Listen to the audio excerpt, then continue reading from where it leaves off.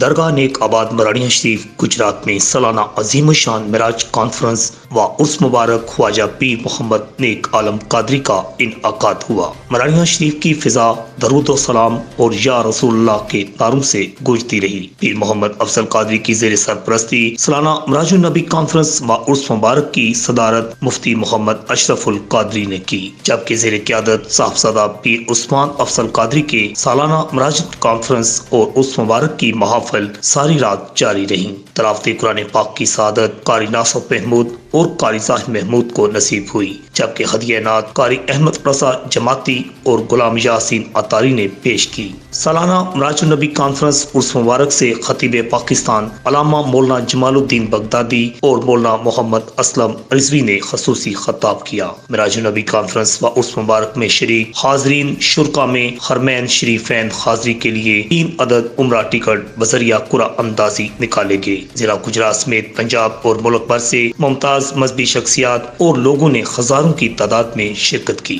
اس موقع پر سیکورٹی کے بھی فول پروف انتظامات کیے گئے تھے۔ ساری رات مراڑیاں شریف نیک آباد کی فضا یا رسول اللہ کے نعروں سے گونجتی رہی۔ رپورٹ آکاش نیازی، العدنان نیوز۔